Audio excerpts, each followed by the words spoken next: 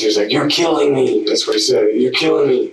I said, "Yeah," and that's when I said, "Well, y'all, that's what you guys have been doing to me, killing me. Like, that's the same thing. The difference is, what, my life's worth less than yours?" 2 people are dead. One man is standing in the yard, covered in their blood, and somehow, he's the one asking to talk. This is the case of Courtney Howell. September 13th, 2020. Navarre, Florida. Bob White Circle is the kind of street where nothing happens. Single-story homes, wide yards, the kind of place people move to get away from trouble. John Hendricks Jr. lived here with his stepson, Courtney Howell, Howell's girlfriend Samantha Huffman, and 3 of Howell's children. For a year it worked, or it looked like it did. That Sunday afternoon, John drove to the store. Groceries, nothing unusual. He came home a little after 5 p.m. He never made it past the front door. When Santa Rosa County deputies arrived, they found Courtney Howell standing in the yard, covered in blood. 2 people were dead inside, Samantha Huffman, 32. John Hendricks Jr., his stepfather, both stabbed, repeatedly. The state attorney's office would later say it happened without provocation. Howell didn't run. He didn't deny being there. In fact, he wanted to talk. What he told detectives, sitting handcuffed in the back of a patrol car, blood still drying on his hands, would set the tone for everything that came after. He said they were plotting against him, that they wanted him gone. That's where the story begins. Sorry. Just let you go.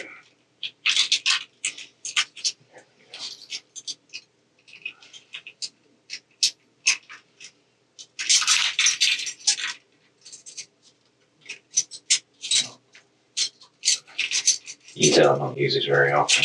Yeah. Okay. Excuse me. Here, you want to drink some more? Have it, buddy. What I want to do is just kind of run through things with you again. I kind of had some questions, and just want to make sure we got this right. Okay, you still good talking? Yeah. All right. You look like you're about to fall asleep. I'm tired, man. Like, I don't know if it's, what do they call that stuff? So whatever that air is, but it's like, it almost passes you out. And it's breathing out the whole time, I think it's just getting me wore out.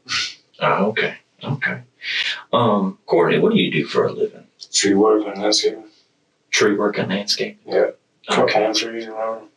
How long you been doing that? Couple years. Couple years. Okay. All right. I see you got a lot of tattoos. Yeah. Anything special on those tattoos? They got some meaning to them? I've had these since I was a kid, man. Okay. Yeah. Now I noticed the tears. Yeah. You know, a lot of folks get those tears after they kill somebody. I know. They said, I didn't have anything to do with anything like that. Okay. Yeah. That was just something you did when you were a kid? No, that was for people I lost. Okay. And mom, 2 uncles. All right. Okay. When I talked to you at the house, Mm-hmm. You had told me that you had stabbed John, and then you stabbed Samantha. Are you sure that's correct? I know I said, me and Samantha had the first altercation, and me and John. Okay. That's Okay. what I said. And I may have just misunderstood you. Yeah. Okay. And you mentioned something about them kind of conspiring or getting together. Can you tell me about that a little bit more? Basically, there was money involved, and then to frame me. And then once I found out about that, I think they were trying to pull something else to. I mean, Trying to pull something else on you? like murder without it being seen type thing. Like with all kinds of other ways. You know what I mean? There's Like they're gonna murder you? Yeah. Okay, so you thought that they were conspiring to somehow get you out, get you away, or to murder you? Yeah. Okay. And you mentioned that you had some texts on your phone. Yeah. About that. What were those texts about? I'd have to see them. And I could just so I can relate and actually give you know what I mean? Yeah, I gotcha. Who were they between? They were you and. No, text between her and a friend, her and her dad, Oh, okay. and yeah, it's just mostly her. Okay. Well, we can take a look at that later and see. Yeah. All right. So you thought they were conspiring to murder you? Yeah. Okay. And then how long have you known this? Actually, I knew that not long. I mean, probably like I knew something was wrong. Like something just wasn't sitting right for a while. Mm-hmm. I didn't know exactly what. Until I started like kind of paying more attention. Okay. Do you think this was like a couple of days, weeks, or months? Maybe a few days. Maybe a week, something. Okay. So maybe a week. Mm. All right. And how long have you and Samantha been dating? A year. About a little over a year. Okay. And how is, you said John is your stepdad? That's my mom's. My mom passed away of cancer. It was her husband. Oh, So he's okay. kind of like our stepbrother. Okay. And whose house is this? It's John owns the house. John and my mom own the house. Okay. And how long have you said you and Samantha been dating about a year? Mm-hmm. And how long have y'all been living there at John's house? Probably about a year. So about the same time? Yeah. Yeah. Okay. And how many kids do you have? 3.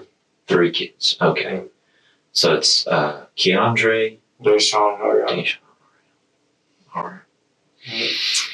And what I was kind of hoping, since we've been on scene and since I've talked to you, I was just hoping that we can sit down and just take some time. You know, things are kind of rushed when at the very beginning and trying to get things going and whatnot. So I was just kind of hoping we could sit down and just take our time and walk through this whole thing so I can really understand what was going on. Yes, sir. I got you. Okay. Can you describe for me what happened today? Like, not necessarily this incident, but like what led up to? I mean, I know it's if I speak on what people probably think I'm crazy, but I like directed energy weapons and things like that, like things that like somebody you ingest something, somebody gives you something to eat, boom, you eat it, and now all of a sudden they're burning you up. Now you're I mean, this is reality. These things are happening, like, and basically I just felt like they were gonna. I mean, after everything that was plotted and planned, they were gonna take me out. Okay. And like once I figured out the plan and who all was involved, it's just, I mean, I don't know. So how you guys, is that the kitchen, that kitchen area there? Is that the kitchen of the house? Yeah.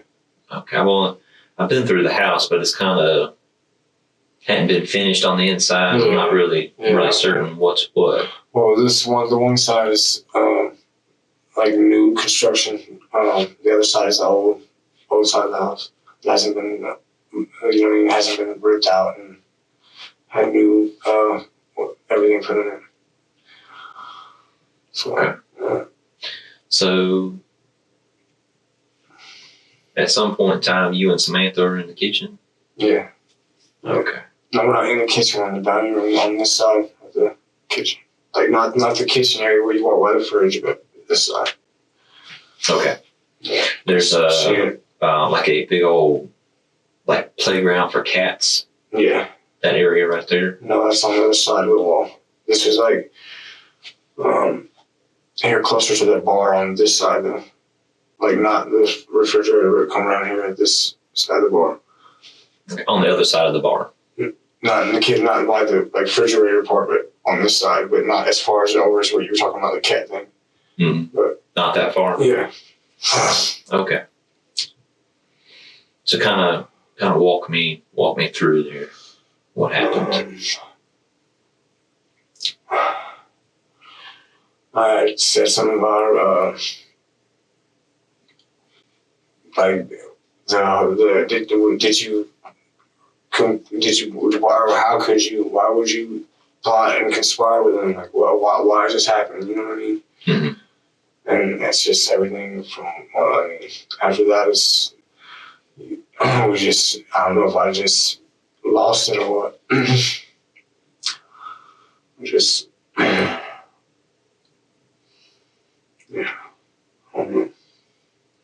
Was she saying anything in particular? No, just that.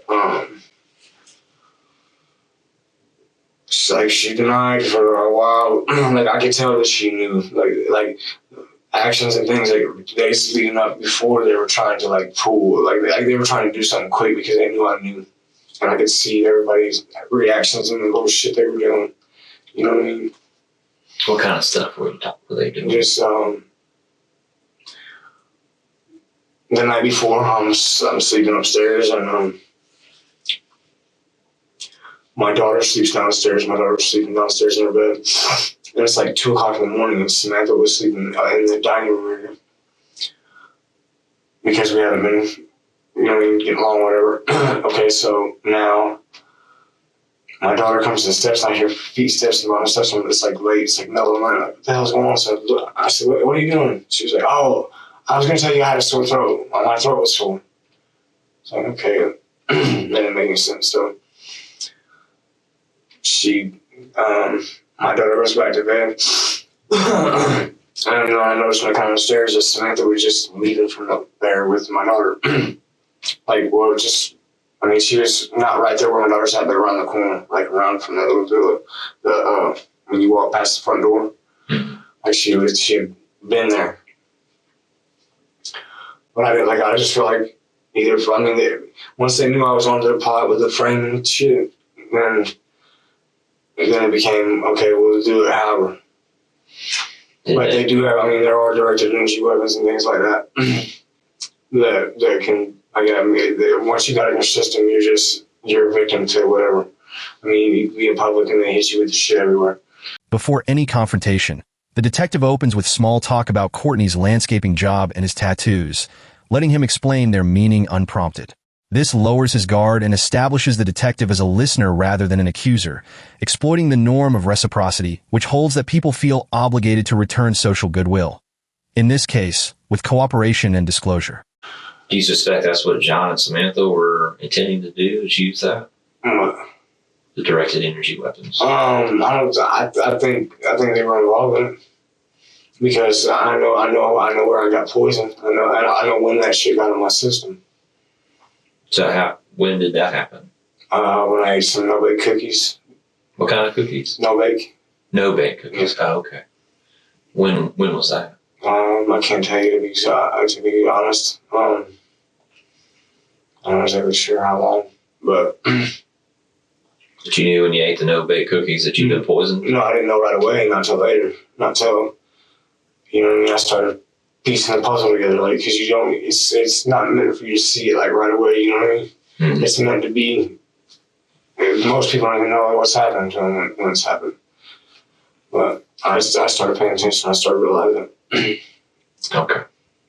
All right. So, the night before, Samantha's kind of acting a little suspicious. Now, where does everybody sleep? Well, my son, Keanu sleeps upstairs. Well, me and Samantha slept in the room upstairs, the first one, and you get up the steps to the right. Okay. That's the one we slept in. And my son, Keanu, slept in the next bedroom. My daughter slept downstairs, and my other son slept right below us. Okay. Where does John sleep? In the room, right there. When you come to the kitchen, past the hallway, in that corner right there. Okay. Yeah. All right. So the first bedroom upstairs is where you and Samantha were sleeping. Yeah. Where was she sleeping? Probably she had slept down in the dining room. Yeah. Okay. Yeah. So is that why the blankets and blankets and stuff? Well, yeah, because she was right there. That's why when I first come downstairs, that's where we started having our initial conversation. Okay. Right. So you guys are having a conversation. about her plotting to kill you with John. Yeah. And like really, I you know with that I know, like, you know what I mean. I knew there's no doubt in my mind, like, you know what I mean. And this was from day one. This was from the very, very, very, very beginning. She had no intention of, you know what I mean, of it being what it was supposed to be. Or what was supposed to be? Our relationship, like she was involved with somebody else and came here with no good intention. Like, there was Okay. I gotcha. Yeah. And somehow she got John involved in this? No, John was already involved. Before Samantha? Yeah. Okay. Yeah. All right. So you and Samantha are having a conversation in the dining room. Mm-hmm. And at some point in time, she got cut. Yeah. Okay. Now, you told me about the knife. I saw the knife. It's on the kitchen counter. Okay. Is it always had that blunt tip on it? Tell you what, I took a picture of it. Do you mind if I show it to you? I'm sorry? I don't know. Okay. You don't mind. Okay, you know what? I think it's just there's a shadow that makes it look like it's got a flat tip on it, but that's the knife. Yeah, that's it. Okay. And see, well, let me hold it up here. See how the shadow makes it look like it's got that blunt tip on it? Yeah. Okay. And you said that this knife you keep in a sheath? Yeah. And you normally use it for work? No, I don't use it for work. I bring it with me to work for a cut a strap or cut something. I mean, it's Like a utility knife. Yeah. Like, I carry a little pocket knife with me everywhere I go, just for the same kind of reason. Yeah. You never know when you need to cut something. Yeah. So do you remember where you got the knife from? Is it something that you always, even when you're not at work, wearing? It's just, I mean, yes, I got it in my pocket. I worked that morning too. I don't know, was it the morning, the day prior, or I'm trying to think. Trying to think how the day went. Progress. Well, me and my son went to do small, like, picking weeds and stuff like that for a lady. And then we left. Once we left there, I went home. Yeah, so I just had it with me. Okay. Excuse me. So you ended up cutting her. Yes, sir. Okay. And you told me that earlier that it was in the stomach and the chest area. Yeah. Okay. While this was happening, did Sam say anything? Yeah, like, what the fuck? It's just like that. Basically, like, what the fuck? Was she yelling at you? Yeah, screaming. Did at any point she tell you to stop? Just screaming. Like, she asked me, like, what the fuck? What did she say? Basically, what the fuck? That's what she said. That's what you remember. I gotcha. Okay. And how long did it go on for? And just, I don't know, 20 seconds, 30 seconds, something like that.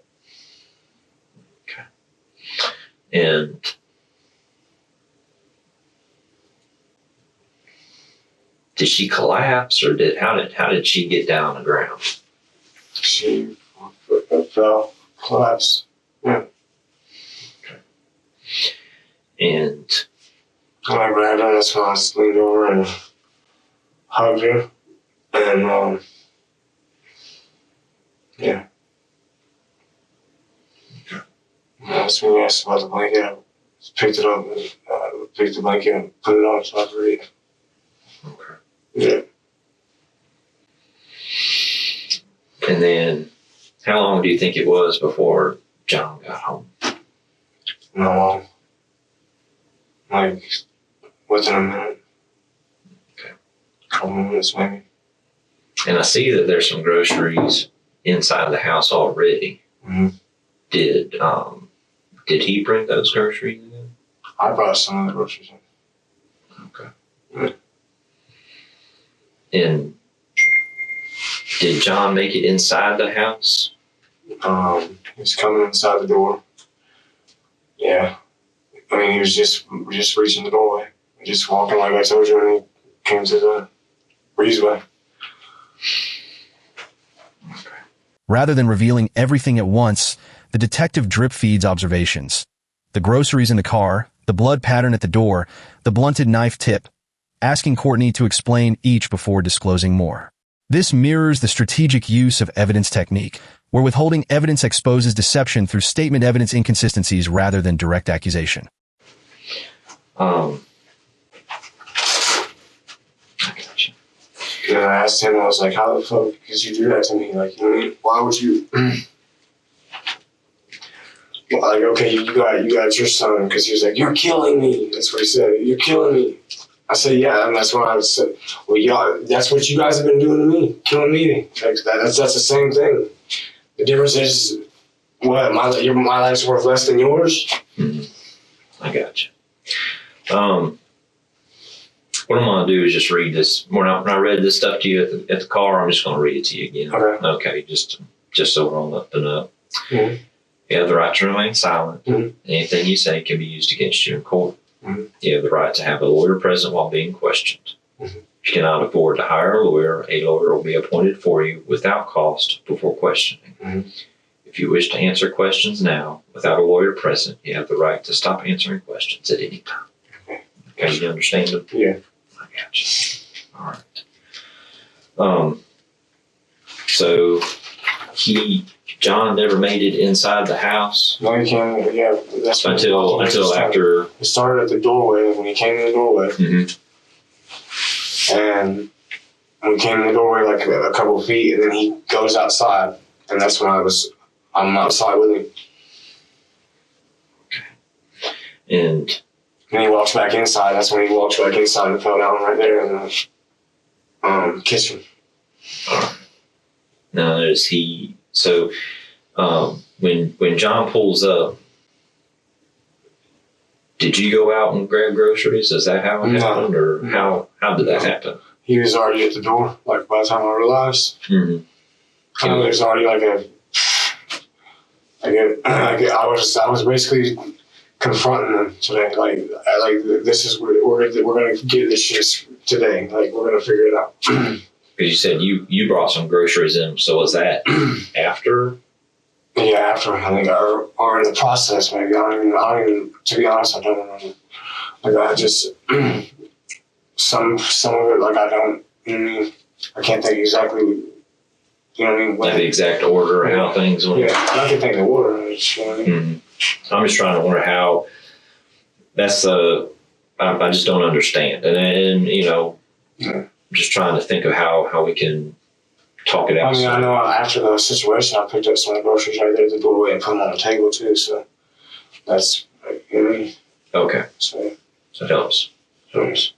So he stepped inside. Mm-hmm. Then you said he walked back out. Yeah. And that's when came inside the doorway a little ways, and then we ended up back out in the yard, and then back inside the house.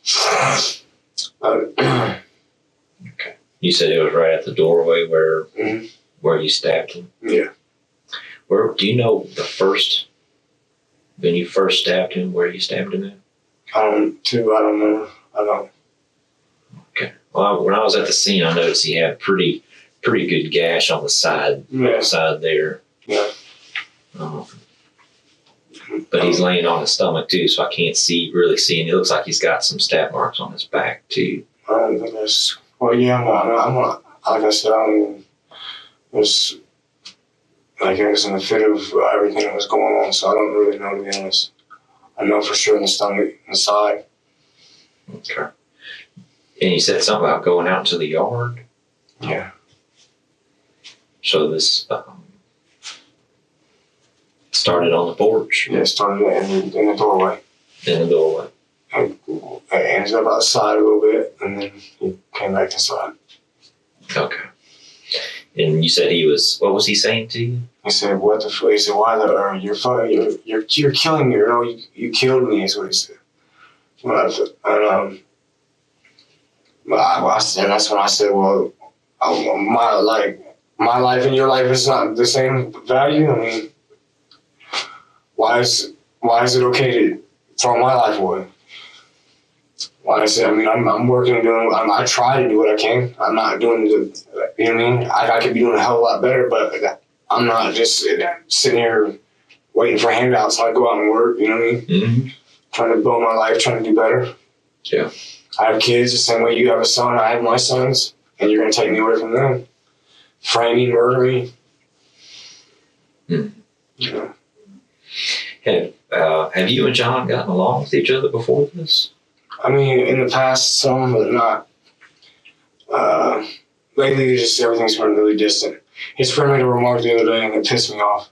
He's got a buddy named Lloyd, and like, "Oh, you know, I had this shit in my body," and he walked past me and said, "Oh man, it gets hot out there today, man." A real slick ass comment. I was like, okay. So you know what I mean? So you think he was referring to? No, I know he was. The direct. I don't think I know. Yeah, I know. And basically, it's like. But it really was hot out. I know, but this is. But you think the way he said it was kind of sly? It ain't what you say. It's how you say it. Okay, you're right. You know, you say one thing and say it with a little bit of different energy, and it's a completely different meaning. Yeah. Yep. So he eventually, John comes inside, falls down. It looks like he falls down right next to Sam. Yeah, he did. Okay. So what happened next? I was kind of in a state of panic, like freaky. Like I didn't even I can't believe this shit just happened. Like I was already kind of, you know what I mean? Like is this reality? Like did I just fucking really get this? Really just happened? And fucking, I had my phone in my hand. I went to call. My phone died, so that's why I went to go talk to my son. And I said, "Hey, can I?" Which one? My oldest boy, Deshaun. Deshaun. Okay. Yeah. He's like, "Dad, what's going on?" I said, "I gotta stay over there, please." Like I already knew it was bad. Like it was horrible. So you used his phone? Yeah. Well, his girlfriend's. He had his Alyssa's phone. Alyssa's phone. So you used Alyssa's phone to call 911? Yes, sir. Yeah. Okay. Because mine was dead, I had to try to call my phone as soon as I hit it. It said ding ding ding, a little trying to. John says, "It's turned off." Phone's done. Yeah. Okay. At the time you need it the most. Yeah. Mm-hmm. So you've got Alyssa's phone. You call 911. Mm-hmm. And what did you tell the operator? I was just stabbing. I gave her the address. She said, "You need fire, ambulance, EMS." I said, "Police and EMS." Okay. Did at any point in time did Samantha have anything in her hands? I'm not sure. Maybe a kind of cup. Was it like the metal cups? Yeah. Okay. When Courtney's account of who he stabbed first shifts from his roadside statement, the detective calmly presses, "Are you sure that's correct?" rather than accusing him of lying outright. This taps cognitive dissonance theory, forcing Courtney to reconcile conflicting versions of his own story creates internal discomfort that pushes him toward a more consistent and more incriminating account. Is there something I'm missing? Something you think's important? Yeah. It was just a really bad set of events. Like, it's a lot of hurt, a lot of It's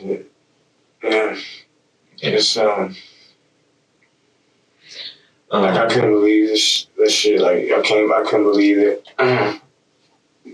that they would all conspire like that. Like, why would you do that to somebody? Mm-hmm. And then tonight, like, I know, like, after this whole thing unfolded, like, I'm sitting there, like, I can't believe this shit just happened. Like, I'm still, like, the reality of it is, like, that's why I'm talking to you, like, it's still unreal, like. You can't believe it really happened. I can't believe, yeah. Yeah. When you got here to the jail, I guess the jail staff went through your pockets. They found a straw. Yeah, it was a straw. It was this time. I mean, I'll take a piss test for you so you see, but it's it was just in a cul-de-sac of the where the little trailer that fits on my truck or my son's truck, whatever now. It was just sitting by the back tire, so I picked it up and just any kind of shit like that, I put it in my pocket. I mean, I got trash. If you look at, also I had trash and shit in my pockets too. I always pick up shit, but I'm saying. I have Subutex. I do Subutex for. I mean, I was one of the doctor. Is that like Suboxone? Yeah, so Suboxone, same thing. But as far as that being any hardcore drugs, it's not. Unless it came out of my truck. That's why when it's out there, if it was out there, I'd just pick the shit up and pocketed it when I was, you know what I mean, taking the lawnmower with the trailer or something like that. I didn't even know it was in my pocket. Yeah. So you're not using that to snort. I mean, but the Subutex, is that a pill or? It's yeah. I mean, you can take it either way. So sublingual or pill form. Yeah, I know some people have like the little strips that they stick under your tongue. Yeah. So is yours in the pill form? I've had them both ways for my daughter. Okay. So what do you currently have right now? I think right now. Okay. And you said that you have not been, besides marijuana, there's no other illegal drugs that you've been taking? No. Have And this is what's weird too, because this is like just leading up to this whole situation. Mm-hmm. Like I felt like with Sam, I felt like she was trying to like overreact, and the things that she was doing, like marching up and down the road, and it's because I was actually working to get statewide. This is what I see. This is what I think is that once she became a part of, or if she was always a part of this shit, that she never intended to build a life with me anyway. It was just hang out till whatever happens, you know what I mean?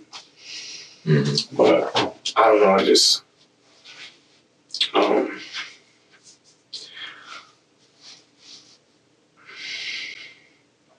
I still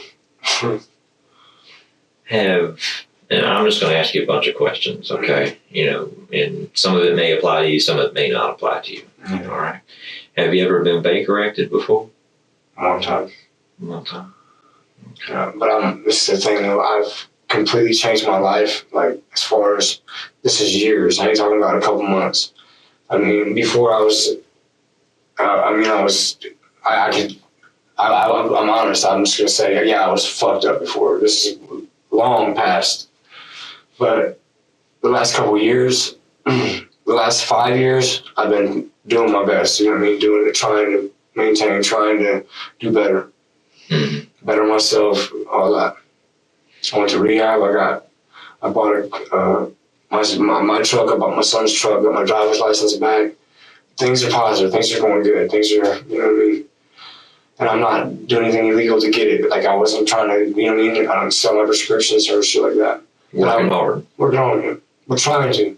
Now maybe a week and a half, 2 weeks prior to this shit, sort of was kind of slow. Working in. I was doing a little small maintenance here and there, but. Mm-hmm. Okay. Yeah.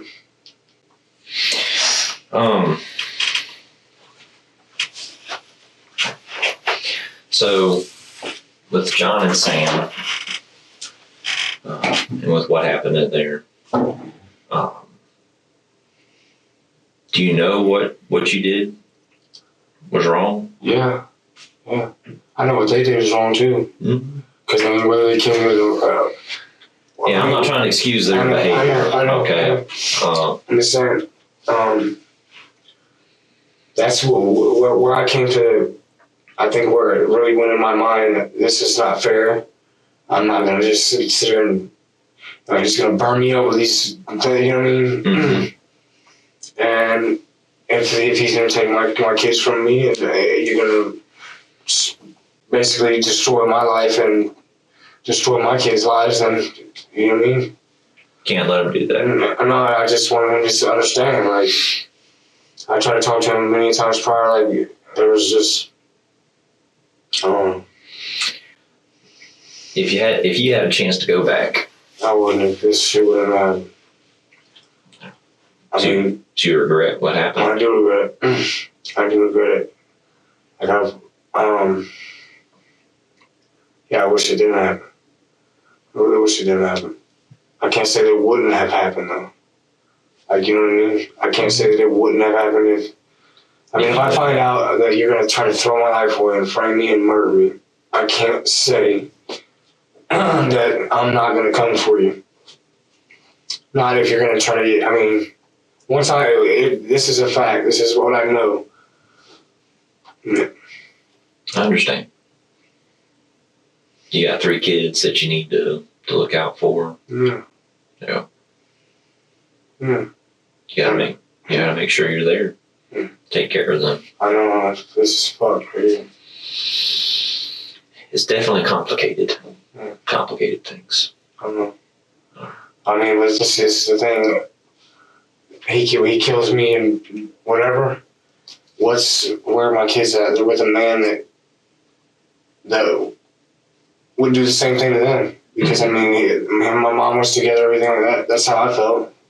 Mm-hmm. Like, I'm not. And I want to ask you is, like, what was your intent?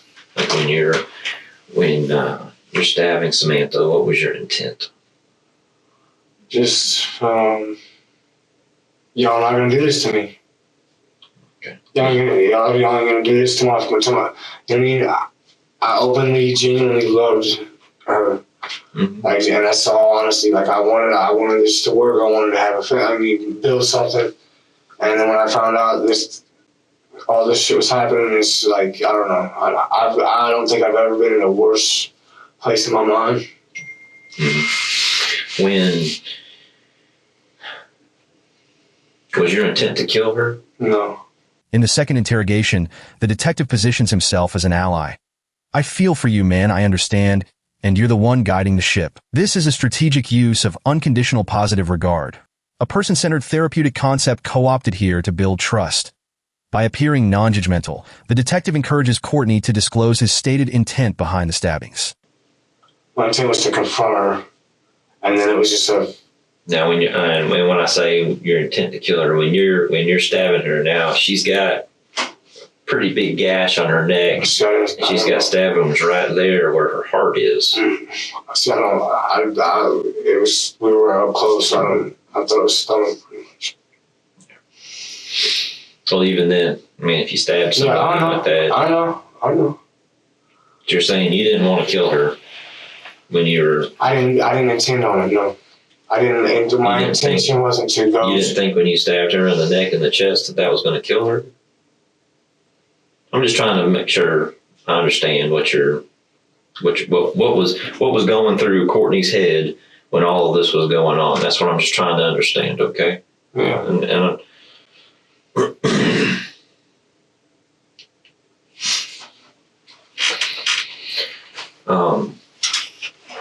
it's if you stab somebody in the chest, you stab somebody in the neck. There's a pretty good, especially with a knife with a blade that long. I know. I didn't go in there with the intention of stabbing her like right away. Like, I'm not. Mm-hmm. You guys were arguing. Yeah. Okay, and things escalated. It escalated. That's when we were standing right here, and she was starting to like push me. I grabbed her, and then it just unfolded, man. And with John, what about John? What do you? He admitted that because I could tell, like, when I was looking at him, like, I knew that he understood, like, that he knows why. Like, he knew he knows I know. He knows that, you know what I mean, that what he did was just wrong the same way. Whether it be stabbing, whether it be you're driving in your truck and they're zapping you with these little things. Mm-hmm. There's no different. It's you're still murdering somebody. I got you. It's still unfair. Mm-hmm. Still ain't right. And they get away with it. Because yours looks like a stroke or a heart attack or cancer. Or an aneurysm. Yeah, brain. Yeah. So. I got you. So when he came through that door and you started stabbing him, what was your intent? What were you thinking? I was thinking this shit could be avoided. This shit could have been completely different. You could have just let me. We could have. You know what I mean? I could have gotten myself right as far as, you know what I mean? I could have gotten out of my own house. I could have gotten all that. But instead of that, you'd rather frame me or have me screwed around some kind of way. Mm-hmm. I mean, I know this is wrong, but I've never killed anybody in my life. Like, this is just something that just happened. I've never taken a life, and that's all honesty. Until today. Okay. I'm just trying to figure out how things escalated from having an argument to stepping it up to. Because it was already a lot of friction. It was so much tension that was already built up. Yeah, between all this has been going on. Mm-hmm. Like, and I just started like really getting a picture of what is really happening. When did you realize that your hand was cut? A couple minutes after. After Samantha or after John? After the whole shit, when I was calling 911 after John at the whole situation. Okay. And did John or Samantha cut your hand? I'm pretty sure I cut it. Okay. It looked like there was some knife wounds on John's back when you initially got him on that front porch. There's a lot of blood on that front porch, but it also kind of goes out to the backyard a little bit. Is what it looks like. What? Were you? Yeah, we had chasing after him, or was he facing you, or how? He was facing me. We were right there right off the side of the porch. Mm-hmm. Now, were you guys like real close together, or how close? Like about like me to you right here. Really close. Just wondering how he got those wounds on his back. I don't know. Maybe we were close enough to where it could happen that way. I don't know. Not sure. No, I really ain't. I'm really honest. Okay. I mean, it was this shit. It ain't like it was like something that was long ongoing. This thing happened fast. Mm-hmm. Yeah, you said that pretty much as soon as you covered up Samantha, like within a minute, John's coming in. It wasn't long. Yeah. Okay. Is it something that you have been planning to do? No, I did not plan. No, I was not. I didn't know for sure everybody that was involved until just short of confronting them. Mm-hmm. Of them trying to frame me and trying to murder me. I gotcha. And but I mean, other than if anybody can be denied, it's easy to deny some shit like that because they some high tech stuff. Yeah. What kind of phone does Samantha have?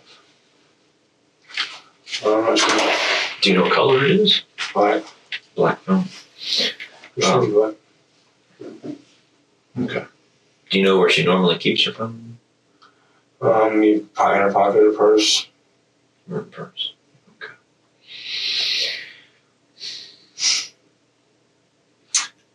Do you mind if I think of something later on? Do you mind if I come back and talk to you again? That's fine. Yeah. Okay. I appreciate it. One last thing I wanted to do because there is a lot of blood involved. You have blood on your clothes. There's a lot of blood on scene. There's also in that dining room, on the porch, all throughout the house. Yeah. What I would like to do is to be able to identify whose blood is whose. And I know some of it's yours. Some of it is going to be Samantha's, and some of it's going to be John's as well. In order to identify your blood, what I was going to see if you'd be okay if I swab your mouth for your DNA. Yes, I already have a DNA file. For sure. I know your DNA is on file. But with the way we conduct the investigations, what they're going to do, the lab is going to ask me for a set of DNA from you. Okay. Do you mind if I swab your mouth? Yeah, why not? Okay. The detective repeatedly frames the violence as an understandable loss of control, saying couples argue all the time and that the situation gets the best of us. This reflects techniques of neutralization, a framework describing how offenders, and here the interrogator on their behalf, rationalize wrongdoing as circumstantial rather than character-driven, making confession feel less morally costly. On December 5, 2023, Santa Rosa Circuit Court Judge Clifton Drake sentenced Courtney Howell, 41, to 2 consecutive life sentences after he entered a guilty plea to 2 counts of second-degree murder, entered that September. The state attorney's office noted Howell attacked both Samantha Huffman and John Hendricks Jr. with a knife without provocation, stabbing each of them numerous times. After being taken into custody, Howell told investigators that Hendricks and Huffman were conspiring to get rid of him, and that they were going to set him up for something. The plea deal spared him a trial, closing the case with no possibility of parole. 2 lifetimes owed for 2 lives taken, in a home where paranoia curdled into carnage, and where his own words to detectives sealed the sentence the courtroom would later confirm.